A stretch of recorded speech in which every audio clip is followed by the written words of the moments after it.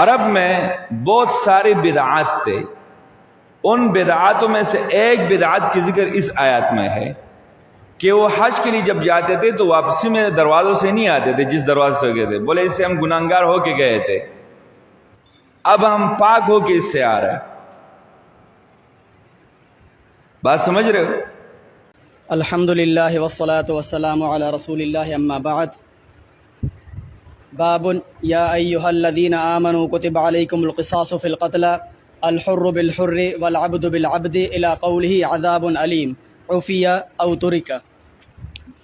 حدثنا الحمیدی قال حدثنا سفیان قال حدثنا عمرو قال سمعت مجاہدا قال سمعت ابن عباس یقول كان في بني إسرائيل القصاص ولم تكن فيهم الدية فقال الله تعالى لهذه الأمة كتب عليكم القصاص في القتلى الحر بالحر والعبد بالعبد والأنثى بالأنثى فمن عفي له من أخيه شيء فالعفو أن يقبل الدية في العمد فاتباع بالمعروف وأداء إليه بإحسان يتبعون بالمعروف ويؤدي بإحسان ذلك تخفيف من ربكم ورحمة مما كتب على من كان قبلكم فمن اعتدى بعد ذلك فله عذاب أليم قتل بعد قبول الدية۔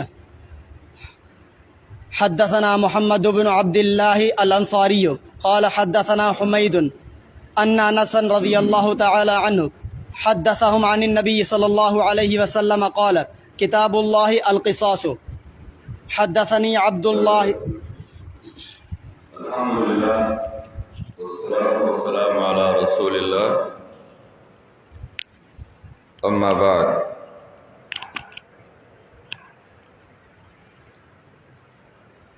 اعوذ باللہ من الشیطان الرجیم۔ یا ایہا الذین آمنوا کتب علیکم القصاص اللہم صلی علی محمد وعلی آل محمد وبارک وسلم وصلی علیہ۔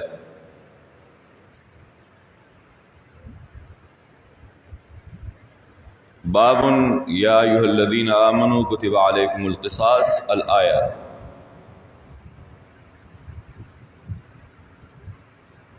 میں نے ابتدا میں آپ کو بتایا تھا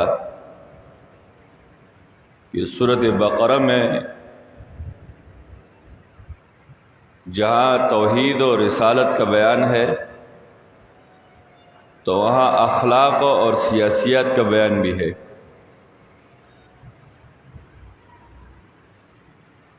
چار قوانین اس صورت میں ایسے ہے کہ اس کی تعلق ملک کی حفاظت اور انسانوں کی جانوں کی حفاظت کے ساتھ ہے۔ ان قوانین میں سے ایک قانون ہے القصاص الشرعی جو اس آیات میں ہے۔ القصاص کے ساتھ آتا ہے حفاظت النفوس، جانوں کی حفاظت جو ہے وہ قصاص میں ہے۔ مقصد کیا؟ اگر آپ چاہتے ہو کہ ملک میں امن آ جائے اور انسانیت محفوظ رہے تو آپ پہ قصاص فرض ہے۔ مالوں کی حفاظت کے لیے بعد میں قانون لے کے آیا تقسیم الاموال بقانون شرعی، مانا وراثت جو ہے وہ شرعی طریقے سے تقسیم کرے۔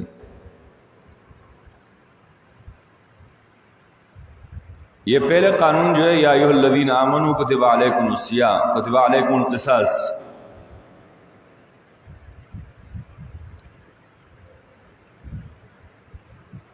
اس آیات کا مقصد یہ ہے کہ اگر ورثاء قاتل کی طرف سے دیت قبول کرے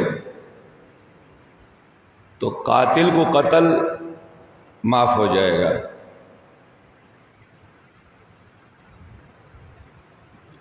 اتباع بالمعروف کا کیا معنی ہے؟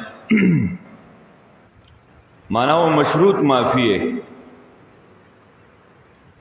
اگر وہ دیت لینے پر راضی ہو جائے تو قصاص سے وہ لوگ دستبردار ہو جائیں گے۔ سمجھ میں آ رہی بات؟ قصاص مانا ان نے دیت لیا تو دیت کی وجہ سے اس کو قصاص معاف ہے۔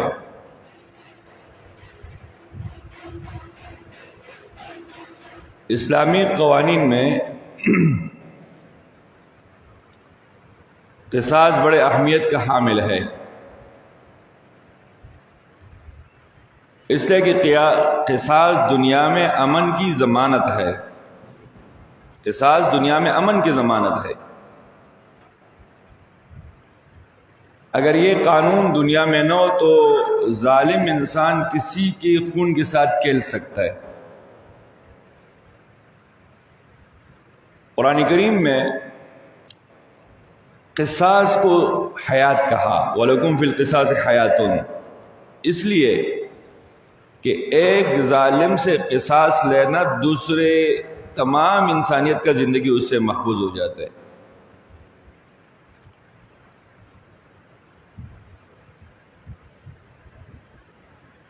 بعد یہ ملحدین جو ہے، متجددین یا الحاد والے، وہ کہتے ہیں قصاص ظلم ہے، یہ تو قابل نفرت چیز ہے، منع یہ نہیں ہونا چاہیے۔ لیکن مشاہدہ یہ ہے کہ جہاں اسلامی حدود کا نفاذ ہو وہاں اس کی یہ برکات ہے کہ وہاں پہ پھر کوئی کسی کو قتل جائز نہیں سمجھتے اور نہ کوئی قتل کرتے، وہاں پہ عوام میں سکون ہوتا ہے۔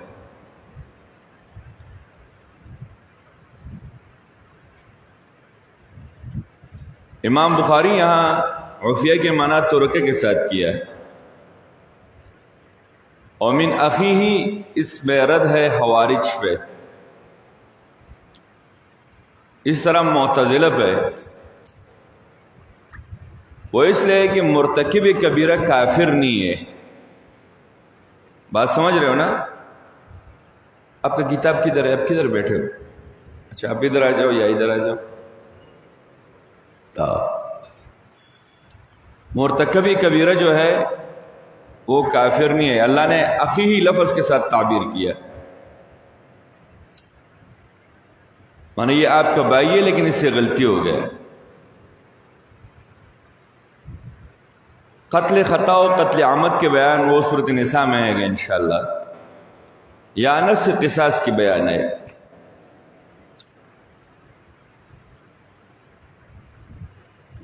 اچھا یہاں فرما رہے کان فی بنی اسرائیل القصاص ولم یکن فیہم الدیۃ،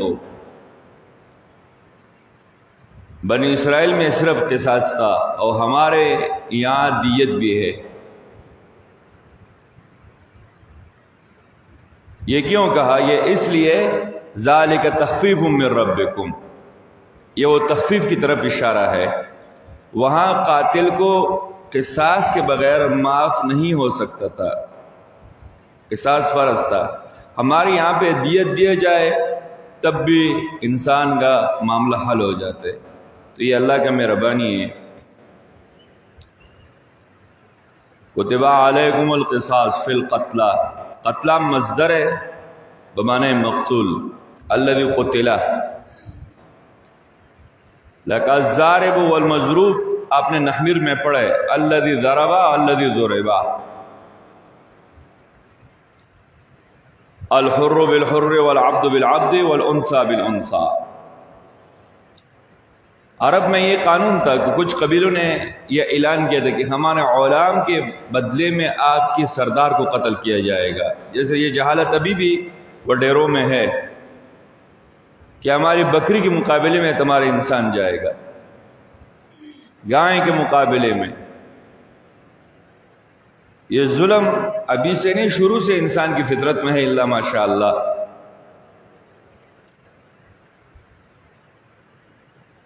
نے یہ قانون فرمایا فاتباع بالمعروف واداء الیہ باحسان، یتبع بالمعروف، یتبع یا یتبع بالمعروف اور یؤدی باحسان، مانا جو دیت ہے، پیسے ہے، وہ اچھی طریقے سے دے، اس کو میں چھیڑخانی نہیں کرو۔ کچھ لوگ دیت پھر نہیں دیتے، بعد میں مسجد میں قسم بھی اٹھاتے، قرآن بھی اٹھاتے، بعد میں نہیں دیتے۔ ذالک تخفیف من ربکم مما کتب علی من کان قبلکم، یہ آسانی آ گئے، پہلے والوں پہ قصاص تھا اور دیت ان پر نہیں تھا، آپ پہ دیت اللہ نے فرض کیا تو قصاص کا حکم ٹل گیا، ورنہ قصاص اگر دیت دے رہے تو پھر معاملہ حل ہو گیا۔ مما کتب علی من کان قبلکم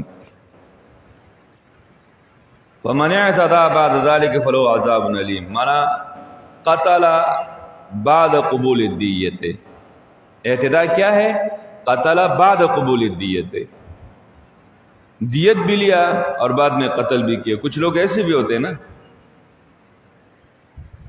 تو اللہ تعالیٰ نے منع فرمایا۔ ان انس حدثهم عن النبی صلی اللہ علیہ وسلم قال کتاب اللہ القصاص، یہ روایت پہلے گزر چکے، اللہ کی کتاب میں صرف قصاص ہے۔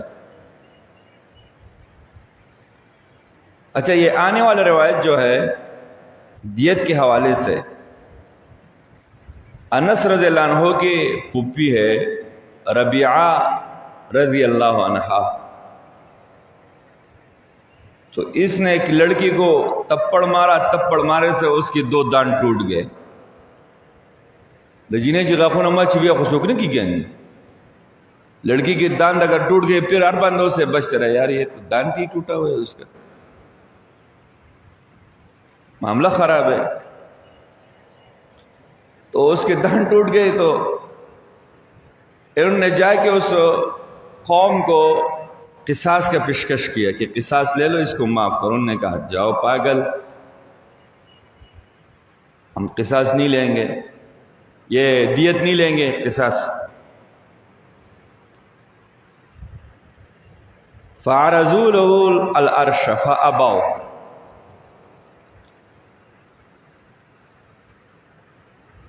اس لڑکی کا دان تو توڑ گئے تھے، پھر کچھ لوگوں نے ان لڑکی کو معافی کی درخواست دی، لیکن ورثاء جو ہے وہ معاف کرنے کے لیے تیار نہیں تھے۔ فابوا،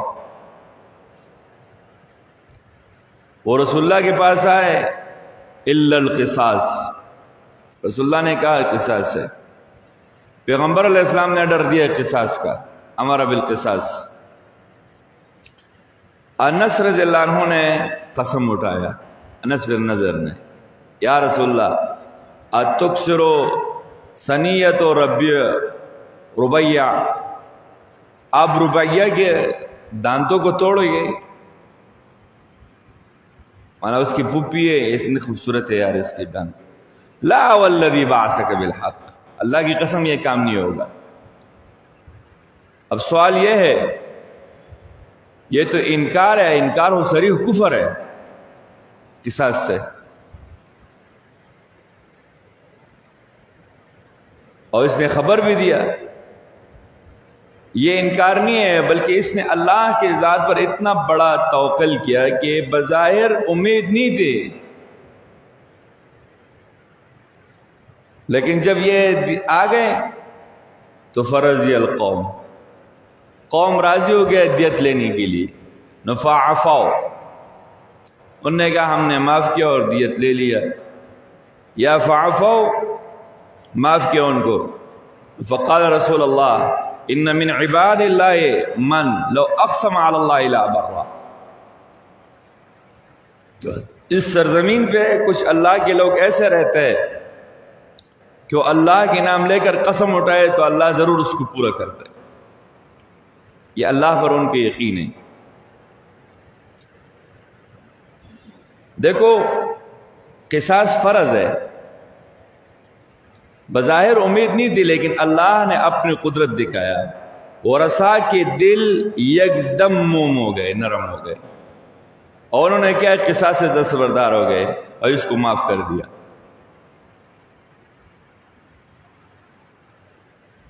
اللہ اللہ، کچھ لوگ ایسے کہ وہ اللہ پر ارادہ توکل کرے تو اللہ تعالیٰ اس کو پورا کر دیتے ہیں، دنیا حیران ہو جاتی ہے۔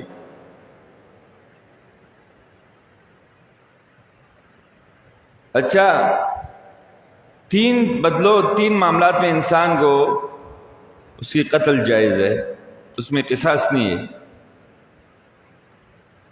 مسلمان اگر کافر کو قتل کرے تو مسلمان سے قصاص نہیں لے جائے گا، مسلمان اگر ذمہ کو قتل کرے پھر بھی قصاص نہیں ہے، اور والدین اگر اولاد کو قتل کرے تو اس میں قصاص دے۔ یہ تین صورتیں مستثنیٰ ہے۔ باب یا ایھا الذین آمنوا کتب علیکم الصیام کما کتب علی الذین من قبلکم لعلکم تتقون۔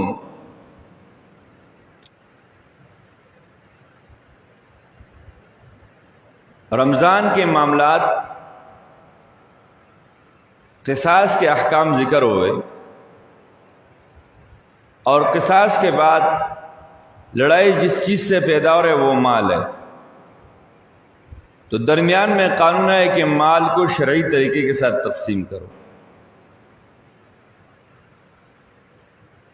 اب یہ تیسرا قانون آ رہا ہے کہ روزہ الصوم یا الصیام لارتباط النفس، روزہ کس کے لیے؟ انسان کو اپنے آپ کو مضبوط کرنے کے لیے روزہ ضروری ہے۔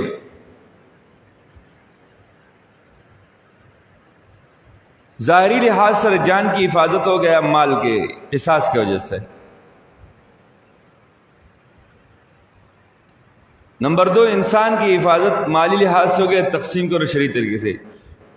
یہ نمبر 3، انسان کی باطنی حفاظت کے لیے روزہ ہے۔ شہوت باطنی صفت ہے نا، تو باطنی صفت کو ختم کرنے کے لیے، اس کی حفاظت کے لیے اللہ نے روزہ بھیجا ہوا ہے۔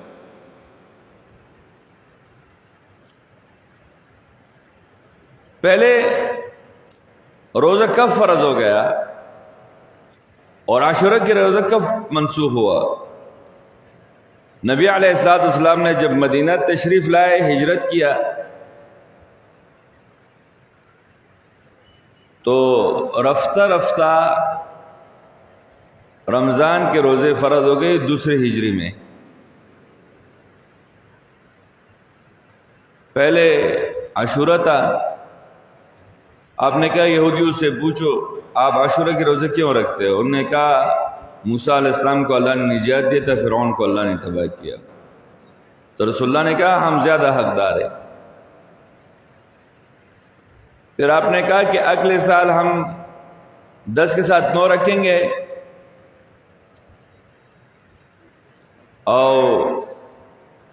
لیکن اگلے سال آپ کو زندگی نہیں ملی، آپ دنیا سے چلے گئے۔ تو اس لیے رمضان کے روزے فرض ہے، عاشورہ مستحب ہے۔ رکھا تو رکھا، نہیں رکھا تو نہیں۔ فضیلت یہ ہے کہ 1 سال کی گناہ معاف ہو جاتا ہے، رکھنا چاہیے۔ تو یہ وہ احکام ذکر کر رہے، روزے کے دن کا رات کا سارا ذکر کر رہے۔ ابن عمر سے روایت ہے، قال كان عاشوراء يصومه اهل الجاهلیۃ فلما نزل رمضان قال من شاء صامه ومن لم يشاء لم يصم۔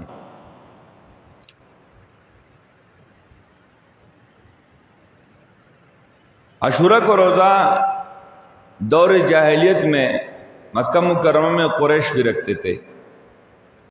وہ کہہ رہے کہ عن ابراہیم عن علقمۃ عن عبد اللہ قال دخل علیہ اشعث وهو یطعم۔ اشعث بن قیس کندی اس وقت آئے کہ جب وہ کھانا تناول کر رہے تھے، تو حضرت اشعث نے عبداللہ بن مسعود سے پوچھا کہ آج تو عاشورہ کا دن ہے، آپ کھانا کھا رہے ہو؟ تو اس نے کہا کہ جب رمضان کی فرضیت سے پہلے عاشورہ تھا جب رمضان آ گئے تو ابھی ہمیں اختیار ہے. بات سمجھ رہے ہو؟ تو فلما نزل رمضان ترکا، مانا عاشورہ کا روزہ ہم نے چھوڑ دیا. فدن فکل، اس کا کیا معنی ہے؟ فدن فکل، قریب آؤ کھانا کھاؤ میرے ساتھ. شاباش. دن مانا قریب آؤ کھاؤ، لہذا قریب آ کر کھانا کھاؤ. شاباش. عبداللہ بن مسعود نے کہا اگر تم روزہ دار نہیں ہے تو میرے ساتھ کھانا کھاؤ.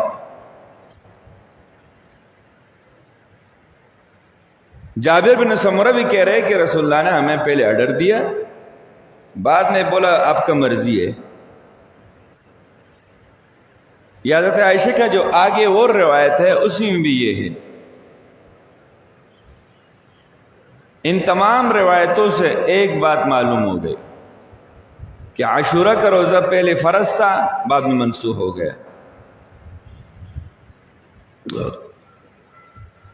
امام بخاری جو یہ روایتیں لے کے آتے ہیں، ان روایتوں کا مقصد یہ ہے کہ عاشورہ کا روزہ پہلے امتوں پر فرض تھا، ہمارے اوپر نہیں ہے، ہمارے اوپر رمضان کے. باب قولی تعالی ایاما معدودات ومن كان منكم مريضا او على سفر فعدة من ايام اخر وعلى الذين يطيقونه فدية طعام مسكين فمن تطوع خيرا فهو خير له وان تصوموا خيرا لكم ان كنتم تعلمون.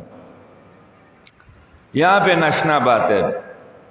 قال عطاء یفطر من المرض کلہ کما قال تعالی. عطاء سے کہہ رہے ایک عطاء صاحب کا انگلی کٹ گئی تو روزہ نہیں رکھا.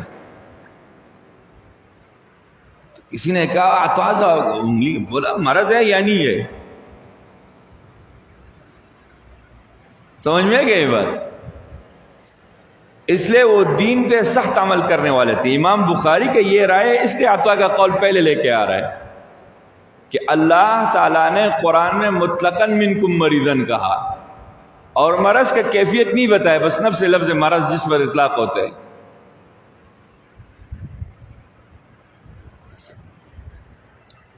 ہمارے شیخ ابو سعید رحمہ اللہ، اس سے ایک لڑکے نے سوال کیا کہ استاد جی یہ جو مسح علی الجرابین ہے تو اس کے لیے کیا کون سا جرابی ضروری ہے؟ اس نے کہا باریک ہو تو اس پہ مسح ہو سکتے ہیں. اس نے کہا اگر پلسٹک سے زیادہ باریک ہو اور معاشرے میں اس کا نام جراب ہو تو اس پر مسح ہو سکتے ہیں.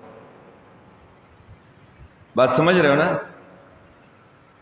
تو عطا سے کہہ رہے کہ جو بندہ کہہ رہے میں بیمار ہوں تو اس کا روزہ نہیں ہے. سمجھ رہے بات؟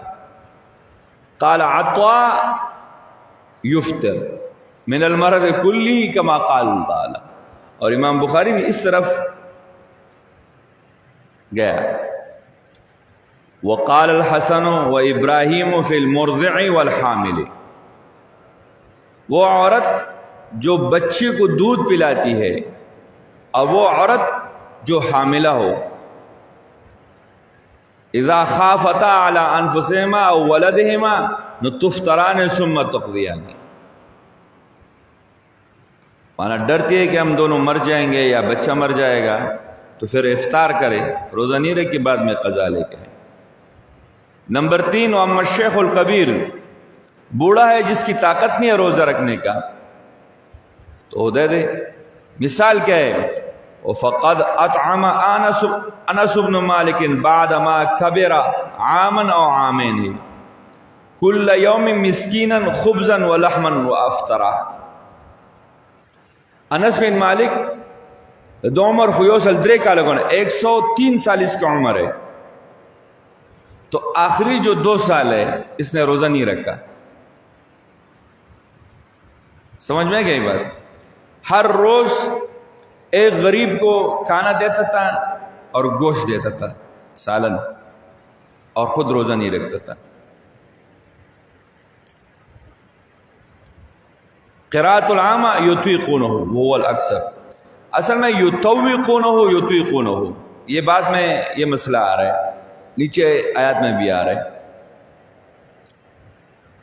عبداللہ ابن عباس کہہ رہے ہیں کہ جب انسان زیادہ بیمار ہو، ایسی بیماری میں مبتلا ہو جس میں شفایابی کا امید نہ ہو، تو روزہ نہیں رکھے یا مشقت محسوس کرے۔ یہ حدیث میں ہے، کبھی کبھی شغل لگائیں گے، دورہ ہے نا، حدیث میں ہے کہ انسان وضو کرے تو اپنے بیگم کا بوسہ لے سکتے ہیں نا، ان ہے لا انت والا جو روایت ہے۔ تو رمضان میں بھی انسان روزے کی حالت میں اپنا بیگم کا بوسہ لے سکتے ہیں۔ تو یہ احناف کہہ رہے ہیں کہ یہ جوان لڑکے جو ہے نا یہ بوسہ نہیں لے کیونکہ فتنے کا خطرہ ہے۔ اب بوڑھا انسان بوسہ لے فتنے کا خطرہ، ارے بوڑھے نے بوسے سے کیا فائدہ لینا، اس کا تو دانت ہی نہیں ہے۔ او مولی جمیل، ہاں، جس کی ضرورت ہے اس کو کہہ رہے ہیں مکروہ ہے، اور جس کی ضرورت نہیں ہے، آدمی تو دونوں ہے کہ یہ اگر بوڑھا حرکت میں آ گیا تو کون روکے گا اس کو؟ انہیل فوقعت علیہا، سمجھ میں گئی بات؟ تو اس لیے مقصد یہ ہے کہ انسان بیمار ہو تو روزہ نہیں رکھے، یہ رخصت ہے، رخصت کو قبول کرنا چاہیے۔ بعد کہہ رہے یہ حکم منسوخ ہے، الذین یطیقونہ، بہتر یہ ہے کہ اطواق یطیق کو باب فعال کی طرف لے جاؤ، اور باب فعال میں کبھی حمزہ ہوتے ہیں سلب ماخذ کے لیے، مانا جس کی طاقت نہیں ہے، یطیقونہ مانا لا یطیقونہ، لام لے کے ہو یہاں پہ۔ لیست بمنسوخۃ، منسوخ نہیں ہے، اس سے شیخ کبیر یہ مراد ہے۔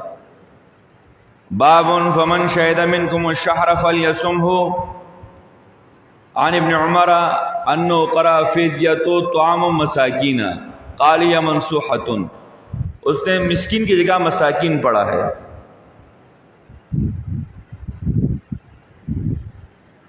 فمن شہد منکم الشہر، مولانا پہلا تفسیر یہ ہے، مسافر ہو گاؤں میں آ گیا، فمن شہد منکم الشہر، نابالغ ہو بالغ ہو گیا، غیر مسلم ہو مسلمان ہو گیا، عورت لڑکی تھا حیض سے پاک ہو گئی، فلیصم، بات سمجھ گئے؟ یہ نقطے یہاں پہ، آگے روایت بھی یہی ہے۔ عن بکیر بن عبداللہ عن یزید مولا سلمۃ بن اکوع عن سلمہ قال لما نزلت وعلى الذين يطيقونه فدية طعام مسكين كان من اراد ان يفطر ويفتدي، یہ شروع کی بات ہے کہ آپ روزے کی اجازت بھی تھا اور فدیے کا بھی تھا، بعد میں یہ منسوخ ہو گیا۔ قال ابو عبداللہ مات بکیر قبل یزید، اس کا کیا معنی ہے؟ یہ کہہ رہے کہ شاگرد جو ہے وہ استاذ کی زندگی میں فوت ہو گئے، مانا استاذ سے پہلے فوت ہو چکے ہیں۔ بکیر شاگرد ہے نا، اور یزید استاذ ہے، تو اس لیے یہ آپ کو سمجھا رہے ہیں یہاں پہ کہ آپ کے ذہن میں یہ نہیں آیا کہ یار بکیر تو پہلے مارا ہوا ہے اور یزید بعد میں۔ یزید کہہ رہے استاذ ہے لیکن شاگرد اس سے پہلے گیا دنیا سے۔ باب احل لکم لیلۃ الصیام الرفث الی نسائکم وابتغوا ما کتب اللہ لکم،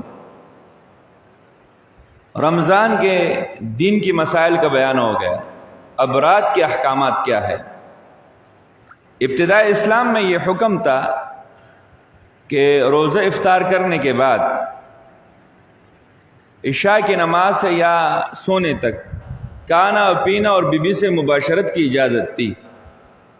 اب سونے کے بعد نہ کوئی کام نہیں کیا جا سکتا، پابندی تھی، کھانا پینا اور بیگم تین۔ اب یہ تو مشکل میں پڑ گئے، تو اس آیات کریمہ میں اللہ تعالیٰ نے وہ پابندیاں اٹھا لیا، وہ مشکلات اٹھا لیا کہ کھاؤ پیو اور بیوی سے مباشرت کرو، کب؟ یہاں تک حتی یتبین لکم الخیط الابیض من الخیط الاسود، صبح صادق تک۔ اب سوال یہ ہے کہ یہ بی بی سے جو مباشرت کا حکم ہے، کیا یا ان لوگوں نے اپنے اوپر خود بند کیا تھا یا اللہ کی طرف سے بند تھا؟ بات سمجھ رہے ہو؟ تو کہہ رہے یہ ان لوگوں نے خود اپنے اوپر عائد کر لیا تھا، ان کے دل میں یہ تھا کہ یار رمضان میں یہ معاملات بالکل ناجائز ہے یا مکروہ ہے، اور کبھی کبھی چلے جاتے ہیں۔ جب جاتے تو اپنے ضمیر میں یہ کہہ رہے کہ ہم لوگوں نے خیانت کی اور غلط کام کیا، تو اللہ تبارک و تعالیٰ نے اس پہ تنبیہ دی اس آیات میں، اور قول ثانی اس میں یہ ہے کہ اللہ کی طرف سے منع تھا۔ سمجھ میں گئی بات؟ اللہ کی طرف سے مباشرت بھی منع تھا اور کھانا پینا بھی منع تھا۔ تو بعض صحابہ کرام ان سے یہ عمل سرزد ہو گئے، تو اللہ تعالیٰ نے یہ حکم لے بھیجا کہ احل لکم لیلۃ الصیام الرفث الی نسائکم۔ رفث معنی کلام الجماع۔ رفث کیا ہے؟ ایسے باتیں اپنی بیگم کے ساتھ کر کے اس کو جماع کے لیے آمادہ کرنا۔ سمجھ میں گئی بات؟ تو باتیں مراد ہے۔ روایت لے کے آ رہا ہے یہاں برا سے، کہہ رہے کہ جب رمضان کے روزوں کی فرضیت نازل ہوا تو لوگ اپنی بیویوں کے پاس نہیں جاتے تھے، البتہ کچھ لوگ جو تھے اس خیانت کا ارتکاب ان سے ہوا، تو اللہ تعالیٰ نے یہ حکم اتاری، علم اللہ انکم کنتم تختانون انفسکم فتاب علیکم۔ فتاب مانا آسانی آ گئی، تخفیف آ گیا۔ باب وکلوا واشربوا حتی یتبین لکم الخیط الابیض من الخیط الاسود۔ العاکف المقیم، عاکف کے معنی اقامت۔ اس آیات کے آخر میں وَلَا تُبَاشِرُهُنَّ وَأَنْتُمْ عَاكِفُونَ فِي الْمَسَاجِدِ، اعتکاف کی صورت میں اللہ نے منع فرمایا ہے۔ اعتکاف میں آپ کی گھر والی آپ کی ملاقات کے لیے آ سکتے ہیں، آپ کی کنگھی کر سکتے ہیں، باتیں کر سکتے ہیں، آپ کو ناشتہ کھانا دے سکتے ہیں، باقی معاملات نہیں کر سکتے۔ عدی کا روایت لے کے آتے ہیں اور رسول اللہ نے اس کے ساتھ مذاق بھی کیا کہ اس نے 2 داغے اٹھا کے اپنے تکیہ کے نیچے رکھے، ایک سفید اور ایک کالا۔ رسول اللہ نے کہا عادی تمہارا اتنا بڑا تکیہ ہے کہ دن رات اس کے نیچے آ سکتے ہیں۔ سفید داغا مانا رات کے صبح صادق، اور کالا داغا رات ہو گئے، سفید دن ہو گئے۔ یہ روایت لے کے آتے ہیں۔ باب ولیس البر بان تأتوا البیوت من ظہورها ولکن البر من اتقى۔ یہاں رسم جاہلیت کے ایک بیان ہے، برا ابن عازب سے یہ روایت بھی ہے۔ عرب میں بہت سارے بدعات تھے، ان بدعاتوں میں سے ایک بدعات کی ذکر اس آیات میں ہے کہ وہ حج کے لیے جب جاتے تھے تو واپسی میں دروازوں سے نہیں آتے تھے، جس دروازے سے گئے تھے، بولے اس سے ہم گناہگار ہو کے گئے تھے، اب ہم پاک ہو کے اس سے آ رہے ہیں۔ بات سمجھ رہے ہو؟ اللہ نے منع فرمایا کہ نہیں، یہ آپ کی یہ معاملات اور یہ ذہن جو ہے غلط ہے۔ وَلَيْسَ الْبِرُّ بِأَن تَأْتُوا الْبُيُوتَ مِن ظُهُورِهَا وَلَكِنَّ الْبِرَّ مَنِ اتَّقَى وَآتُوا الْبُيُوتَ مِنْ أَبْوَابِهَا۔ اندر ایک کتاب پڑھا ہے روائع البیان کے نام سے، اس نے کہا کہ وَآتُوا الْبُيُوتَ مِنْ أَبْوَابِهَا سے مراد ہے جماع من القبل لا من الدبر۔ ایک تفسیر یہاں پہ اس نے یہ کیا ہے، لیکن یہ اس کا ایک تفسیر ہے، یہاں پہ وہ معاملہ بعد میں خود آ رہا ہے۔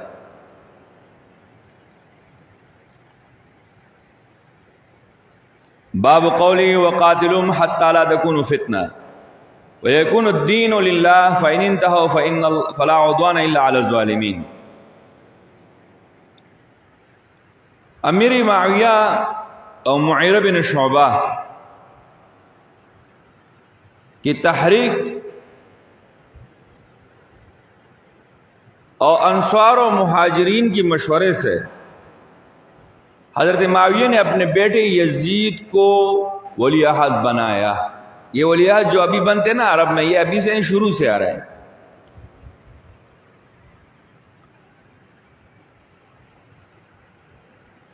تو آپ کی وفات کے بعد یہ آپ کا جانشین ہوا. حضرت حسین دا واقعہ انسان پوئے کہہ رہا ہے کربلا دل شروع شوی دا. یہ کربلا یہاں سے شروع ہو گیا.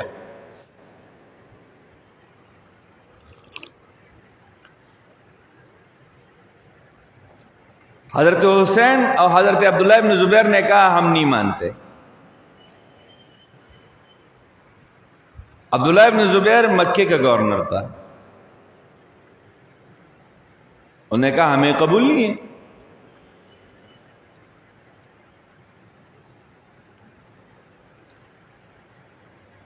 تو عبداللہ ابن زبیر نے مکہ مکرمہ میں خلافت کا دعویٰ کیا، اور دوسری طرف مدینہ کا جو گورنر تھا وہ تم مروان بن حکم. اس کی وفات کے بعد اس کا بیٹا عبد الملک بن مروان وہ خلیفہ گورنر بن گیا.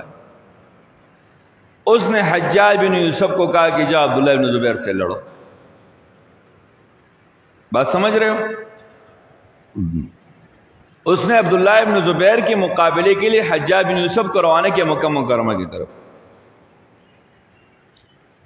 ان دونوں واقعات میں لوگ عبداللہ ابن عمر کے پاس آئے کہ دیکھیں مسلمان لڑ رہے آپس میں، بڑے آدمی ہو آپ نکلو. اور وہ جو دو بندے آئے تھے علا بن عرر اور حبان سلمی، یہ دونوں اصل میں ان کے مخالف تھے. مانا یہ یزید اور عبدالملک بن مروان کی طرف سے. تو عبداللہ ابن عمر نے ایک جواب دیا، بولا ہم لڑ رہے تھے مشرکین و کفار کے خلاف، شرک اور ظلم کا خاتمہ ہو گیا، ابھی محض تم لوگ کرسی کے لیے لڑ رہے ہو. کون سا زمانہ ہے؟ خیر القرون ہے نا. اقتدار کے لیے لڑ رہے ہو، اور اس جنگ میں ہم حصہ دار نہیں بنیں گے. بات سمجھ رہے ہو؟ بنو امیہ کا بہت بڑا داستان ہے. بنو امیہ ان کا بہت بڑا داستان ہے. ان میں اچھی بھی گزرے ہوئے ہیں، برے بھی گزرے ہوئے ہیں. ہم یزید کا ہمیں یہ پتہ ہے کہ یزید اس معاملے پہ خوش نہیں تھا، لیکن ہمیں یہ بھی پتہ ہے کہ یزید نے حضرت حسین کا قصاص کیوں نہیں لیا. بات سمجھ رہے ہو؟ ہونا تو یہ چاہیے کہ اگر یزید کو یہ معاملہ پسند نہیں ہے تو کم سے کم قصاص تو لیتا. یزید کو پتہ نہیں تھا، لیکن جب پتہ چلا تو قصاص لینا چاہیے تھا. لا نحبہ ولا نبعزہ. میں نے اپنے شیخ سے پوچھا تو اس نے کہا معاویہ رضی اللہ عنہ سے جو صحابہ تھوڑا ناراض ہو گئے تھے وہ اس لیے کہ وہ اپنی زندگی میں اپنی بیٹی کے لیے بیعت مانگ رہا تھا یزید کے لیے. باقی یہ کہ صحابہ ام المومنین، کچھ صحابہ ان کے باقاعدہ لسٹ ہے کہ کتنے صحابہ یزید کے پاس تھے، بیعت کیا نا تو مدینے میں. یہ بھی ہے، ذرا خیال کے ساتھ چلنا پڑے گا اس معاملے میں.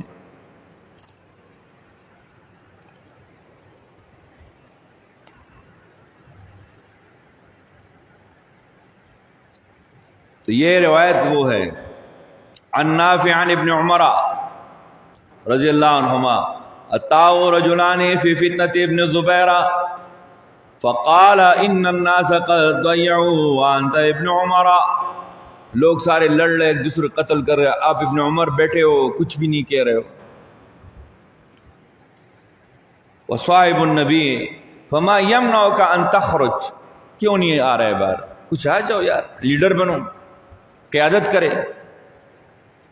فقال یمنعنی ان اللہ حرم دم اخی، مجھے اس بات نے منع کیا کہ اللہ تعالیٰ نے میرے بھائی کا خون مجھ پر منع کیا۔ قال الم یقل اللہ وقاتلہم حتی لا تکون الی آخرہ، یہ آیات اس نے پڑھا۔ فقال قاتلنا حتی لم تکن فتنہ وکان الدین للہ وانتم تريدون ان تقاتلوا حتی تکون فتنہ ویکون الدین لغیر اللہ۔ اب اہل حدیثوں کے درمیان ہم کیا بولے؟ عقیدہ ہے کہ منہج ہے کہ بات ہے کہ، اور پھر بھی نہیں بن رہے ایک دوسرے کے ساتھ، اس یہاں کیا کرو گے؟ لہٰذا اس میں اتنا آگے زیادہ نہیں بڑھنا چاہیے۔ یہ دوسری روایت میں بھی یہی ہے، تیسری روایت میں بھی یہ، تیسری روایت دیکھو کہ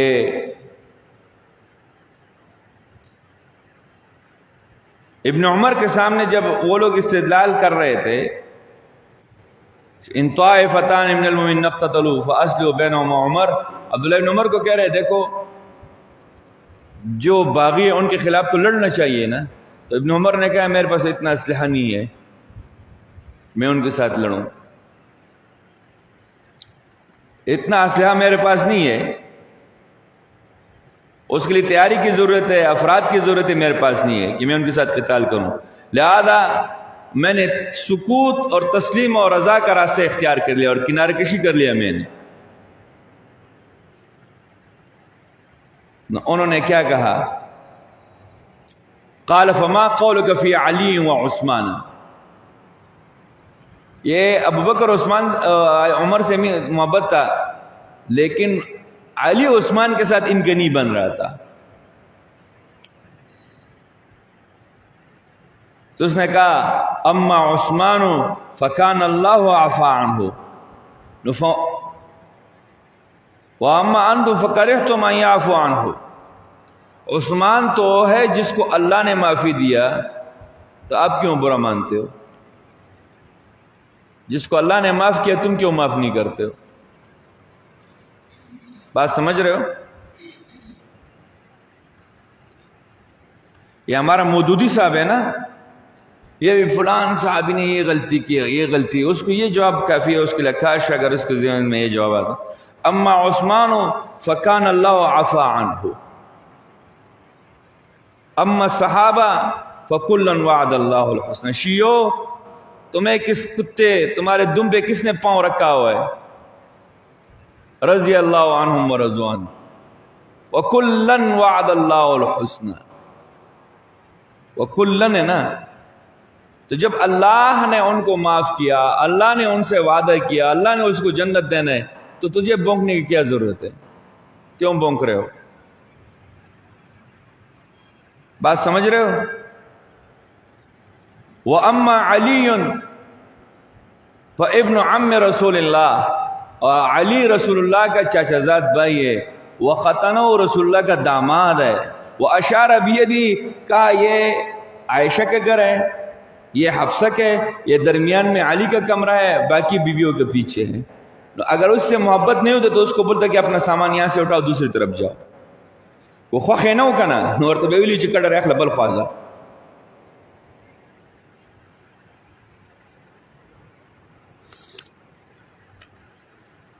تو یہ ابن عمر نے ان اعتراضات کا جواب دیا، وہ خارجی پریشان ہو گیا۔ یہ جو خارجی ہے، خارجی ہمیشہ ان کے اعتراضات اس طرح ہوتا ہے۔ مولوی کا ایک بندے کی بیگم کے ساتھ پیار ہوا تو وہ پیشاب کر رہا تھا، بولے اس نے قبلے کی طرف منہ کیا، اس کے بیگم طلاق ہے۔ خارجی کا اعتراض بھی اسی طرح ہوتا ہے، تاکہ وہ نکاح کرنے کے لیے تو ضرورت چاہیے نا، تو کہا اس نے قبلے کی طرف پیشاب کیا اور وہ طلاق ہو گیا، تاکہ میں لے لوں۔ پچھلے زمانے میں فقہاء اور یہ متکلمین اور مناطقہ کا لڑائی تھا، تو فقہا نے یہ فتویٰ دیا کہ اگر کوئی انسان یہ وصیت کرے کہ میری مرنے کے بعد میرے مال کو علماء کے درمیان تقسیم کرے تو منطقی مولوی کو نہیں دینا، وہ علماء میں حساب نہیں ہے. تو منطق اسلام کے ساتھ کیا تعلق ہے؟ اب مناطقوں کو پتہ چلا کہ یار یہ جتنے امامت ہے، جنازے ہے، لوگوں کے فیصلے، یہ سارے تو یہ فقہا جو ہے یہ لوگ کر رہے ہیں، ہمیں تو کچھ نہیں مل رہا ہے، لہذا آؤ ایک بات کرتے. سو بیٹھ گئے سارے. بولا یہ فقہا جو ہے نا ان کی پیچھے نماز نہیں ہوتا ہے، فقہا کے پیچھے نماز نہیں ہوتے. بولا کیوں؟ یہ فقیہ جو ہے نا یہ مرغی کھاتے ہیں. مرغی نہیں تو یہ گاؤں دیہاتوں کے مرغی تو یہ کچرا کنڈی میں گھومتے ہیں نا، اور مرغی جو ہے وہ گندگی قیزورات کھاتے ہیں. نتیجہ یہ نکلا کہ یہ منطقی قیزورات کھاتا ہے، یہ مرغی قیزورات سے بنے نا، یہ گند کھاتے ہیں، ان کے پیچھے نماز نہیں ہوتا ہے. یہ ان کا صغرا کبرا تھا. الفقیہ یاکل الدجاج وکل دجاج یاکل القیزورات فالفقیہ یاکل القیزورات. تو اس طرح ان کے یہ معاملات ہوتے رہتے ہیں، یعنی خارجی لوگوں کے یہ اعتراضات ہوتے ہیں بس. اس نے فرمایا حضرت علی منزل کے لحاظ سے انتہائی قریب تھا رسول اللہ کی طرف. اگر رسول اللہ اس سے ناراض تھا تو اپنے گھر کے قریب پڑوس میں اس کو جگہ نہیں دیتا.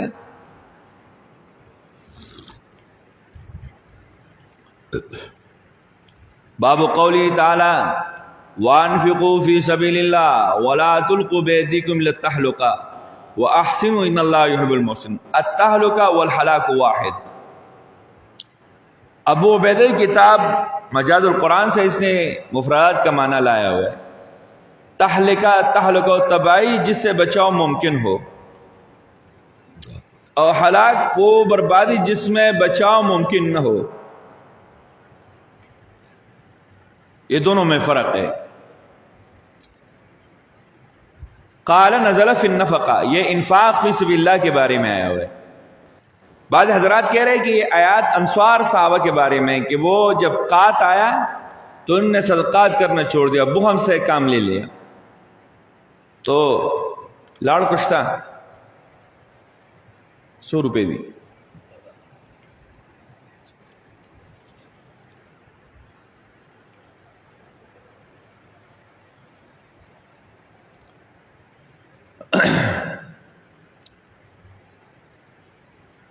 تو جب آپ مال نہ دے گے اللہ کے راستے میں، جہاد کے اسلحہ کیسے لو گے؟ دشمن طاقتور ہو جائے گا، مسلمان کمزور ہوگا، نتیجہ ہے کہ خود بخود برباد ہو جاؤ گے. اس لیے فرمایا وَلَا تُلْقُوا بِأَيْدِيكُمْ إِلَى التَّهْلُكَةِ. ایک مولوی نے فتویٰ دیا کہ نسوار رمضان میں جائز ہے ناجائز ہے. تو اس بولا جب نسوار جو ہے اس کا تعلق نہ اوپر سے نہ نیچے سے ہے، اور انسان تباہی کی طرف آتے اور اللہ فرماتے وَلَا تُلْقُوا بِأَيْدِيكُمْ إِلَى التَّهْلُكَةِ. تو رمضان میں نسوار رکھ سکتے ہیں، کسی سے استدلال کیا؟ بیوقوف. اس کا ڈرائیور بے ہوش ہو گیا تھا.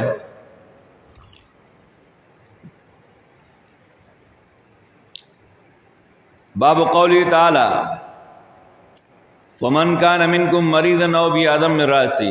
ترک جہاد جو ہے وہ سبب ہے تباہی کا، اور جہاد کے لیے انفاق ضروری ہے. ومن کان منکم مریضا او بیاذی من راسہ، یہ حج کے متعلق ہے. کعب بن عجرہ رضی اللہ عنہ نے بڑے بال رکھے تھے، لمبے بال تھے. تو جب عمرے کے لیے رسول اللہ صلی اللہ علیہ وسلم حدیبیہ کے موقع پر آئے تو ان کے سر میں جوے ہو گئے تھے، غٹ ویختے بھی اس پکی پکشے ہوئے. وہ جوے اتنے ہو گئے تھے کہ رسول اللہ صلی اللہ علیہ وسلم دیکھ رہا تھا کہ اس کے چہرے پہ وہ گر رہے. تو رسول اللہ نے اس کے فدیے کا بندوبست کر کے اس کو بولا کہ اپنے بال کو منڈواؤ.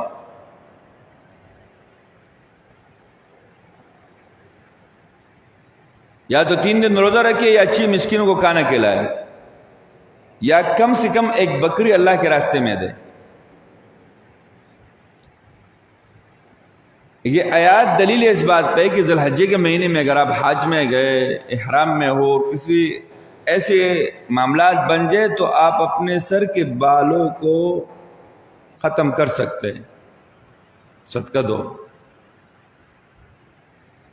تو یہ وہ واقعہ ہے اس میں. باب فمن تمتع بالعمرۃ الحج. آیت المتع فی کتاب اللہ. عمران بن حسین نے حج تمتع کے لیے اس آیات سے استدلال کیا. امام بخاری کہتے ہیں حضرت عمر کا رائے یہ تھا کہ حج تمتع کے خلاف تھے. وہ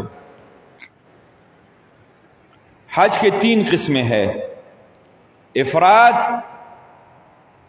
قران، التمتع. ایک مولوی بولتے ہیں حج قرآن. حج قرآن نہیں، قران ہے. سمجھ میں گئی بات؟ افراد، قران اور تمتع. حج افراد اس کو کہہ رہے ہیں کہ صرف اور صرف انسان حج کا ارادہ کرے. 8 ذی الحجہ کی حج کے لیے حرام باندھا جائے. حج قران اور تمتع یہ ہے کہ قربانی ساتھ لے جائیں، پہلے عمرہ کرے، احرام باندھ لیں اور پھر احرام کھولیں اور 8 کو پھر احرام باندھے اور حج کے لیے نکلے.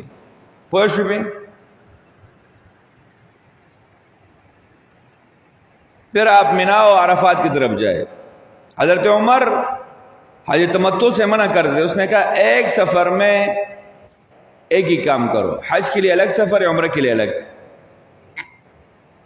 اور اس نے بولا اگر ہم یہ کہیں گے کہ حج و عمرہ کے ایک ہی سفر میں کرو تو لوگ بیت اللہ نہیں، حرم نہیں چھوڑے گا. لہذا اس کا یہ رائے تھا، لیکن یہ اس کی ذاتی رائے ہے، اسلام میں جائز ہے. جب خلفائے راشدین میں عبداللہ عمر رضی اللہ عنہ کی رائے چھوڑ سکتے ہیں، خلیفہ راشد کی، تو دوسرے بندے کی رائے بطریق اولا آپ چھوڑ سکتے ہو.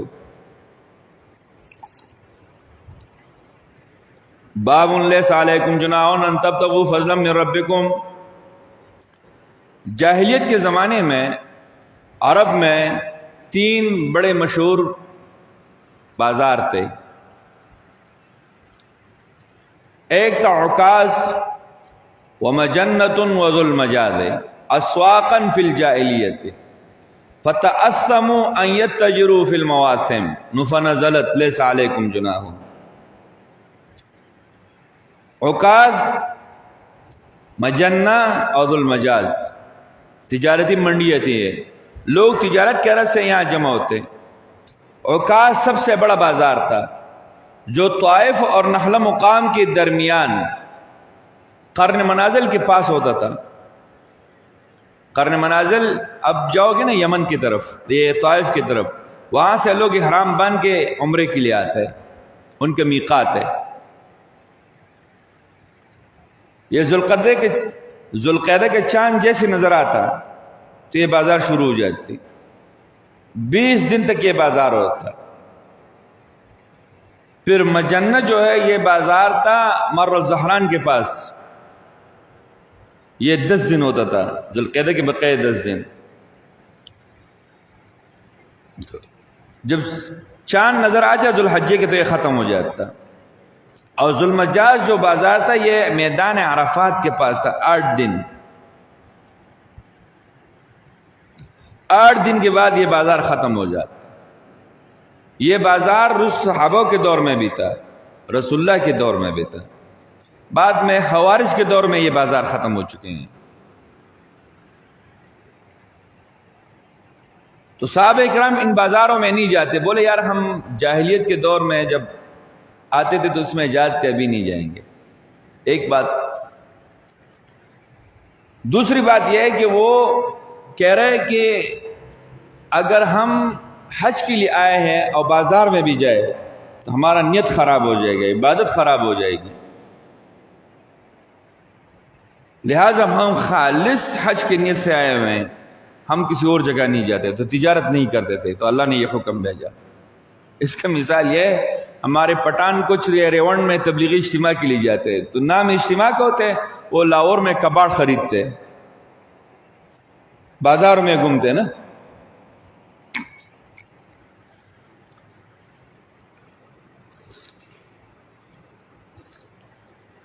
تو اللہ نے فرمایا یہ گناہ نہیں ہے، آپ جائے کریں. باب ثم افیضوا من حیث افاض الناس. عرب جو تھے مکے والے وہ مزدلفہ سے آگے نہیں بڑھتے تھے. اور وَكَانُوا يُسَمُّونَ الْحُمُسَ وَكَانَ سَائِرُ الْعَرَبِ يَقِفُونَ بِعَرَفَاتٍ. فَلَمَّا جَاءَ الْإِسْلَامُ أَمَرَ اللَّهُ نَبِيَّهُ أَنْ يَأْتِيَ عَرَفَاتٍ ثُمَّ يَقِفَ بِهَا ثُمَّ يَفِيضُ مِنْهَا. حمس کا معنی کیا ہے؟ معنی ہم اپنی دین پر سخت ہیں. ہم مولانا ہم دین کے معاملے میں کسی کو نہیں مانتے. جیسے مولوی حضرات ہوتے ہیں نا، بولا ہم کسی کو نہیں سننے کے لیے تیار نہیں. یہ ہمارے اہل حدیث خطبہ فکس ٹائم پہ آتے اور جاتے، دوسرا عالم کا خطاب نہیں سنتے. ہاں، ان کے شان میں گستاخی ہوتے. تو یہ مشرکین مکہ جو بیت اللہ کے تھے قریش، ان کا فخر و غرور کی وجہ سے ان نے کہا نہیں، ہم حمس بیت اللہ کا، ہمارے اس معاملے میں کوئی معاملات میں مداخلت نہیں کرے. حمس حماسہ سے ماخوذ ہے، معنی شدت، معنی دینی معاملات میں ہم دوسروں کی اطاعت نہیں کرتے، ہم خود کفیل ہیں. اللہ نے اس بدعات کو بھی رد کر دیا، نہیں آیا کرو آیا کرو.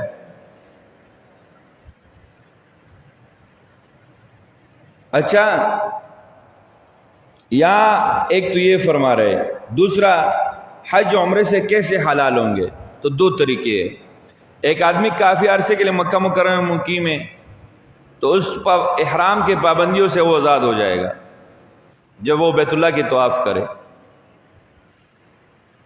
اور یہ جو باہر سے آئے ہیں تو ان نے عمرہ کیا، طواف کیا، طواف کرنے کے بعد اس پہ احرام کے پابندیاں ختم ہو گئے. بات سمجھ رہے ہو نا؟ اس روایت میں کیا ہے؟ یطوف الرجل بالبیت ما كان حلالا حتى يحل بالحج فاذا ركب الى عرفه فما تيسر له حدية من الابل او البقر او الغنم ما تيسر له من ذلك اي ذلك الشاء. اگر یہ ہدیہ آپ کے پاس ہے تو جاؤ، نہیں ہے تو کیا کرے؟ فرمایا فعلیہ 3 ایام فی الحج، پھر 3 روزے رکھنے، پھر عرفات آنے، عرفات میں عصر ظہر پڑھ کے رات کے اندھیروں میں مزدلفہ آنے، مزدلفہ کے بعد جب آپ وہاں سے آگے اللہ کو یاد کرے، تکبیر و تحلیل وغیرہ، صبح آپ مینا آئیں، ثم افیضوا من حیث افاض الناس واستغفر اللہ ان اللہ غفور حتی ترموا الجمرہ. پھر جمرات ہے، کنکریاں مارنا شیطان کو. باب ومنهم من يقول ربنا آتنا فی الدنیا حسنہ وفی الآخرۃ حسنہ وقنا عذاب النار. حاجیوں کی تقسیم ہے. کوئی حاجی صرف دعا مانگتے ہیں دنیا، اللہ کہتے دنیا آخرت دونوں مانگو، ہمیں یہ طریقہ سکھائے. اور کوئی حاجی حج کے بعد انتہائی دیندار ہو جاتے ہیں، اور کوئی حاجی حج کے بعد نمبر 1 حرامی ہو جاتے ہیں، وہ علد الخصام. بات سمجھ رہے ہیں نا؟ علد الخصام کہہ رہے یار میرے پر اعتماد نہیں کرتے. ارے تو پہلے سے بڑا بڑا بن گیا، پہلے تو کچھ صحیح تھا، جب سے بیت اللہ سے آیا ہوا ہے اس نے پیسہ پورا کرنا ہے. علد الحسام معنی کیا ہے؟ جھگڑے کے چھوڑتا نہیں ہے، بنیاد یہ رکھتا ہے. یہ صفت کچھ مولویوں میں بھی ہے، لڑانا، لڑوانا اور لڑائی کے پیچھے گھومنا. رسول اللہ نے منع کیا ان چیزوں سے. مسلمانوں کی نسل کو برباد کرنا، اور ان پہ رسول اللہ نے کیا فرمایا؟ ابعد الرجال الی اللہ الالد الخصم. سب سے زیادہ ناپسندیدہ شخص وہ ہے جو بہت سخت جھگڑالو ہو، ہر بات پہ لڑتے، پانی پہ اس کا لڑائی ہے، کھانے پہ اس کا لڑائی ہے، ہر چیز پہ اس کا لڑائی ہے. مجھے حاجی نہیں کہا. کچھ لوگ یہ بولو نا، ہمارے محلے میں ایک بندہ حج کے لیے گیا، واپسی میں تو میں نے کہا چاچا کیا حال ہے؟ وہ ناراض ہو گئے، تم نے میرے کو حاجی صاحب کیوں نہیں بولا؟ ہاں کچھ حضرات اس پہ ناراض ہو کہ میرے کو شیخ کیوں نہیں بولا شیخ. اس کو بولو کیا ہے؟ الحمدللہ میں ٹھیک ہوں. اب بولتے میرے کو شیخ نہیں بولا. الحمدللہ پڑھنے والا بھی شیخ کی منتظر ہے. ہاں الحمدللہ بولے الحمدللہ میں کہنا شیخ ہم دیر تباہ کا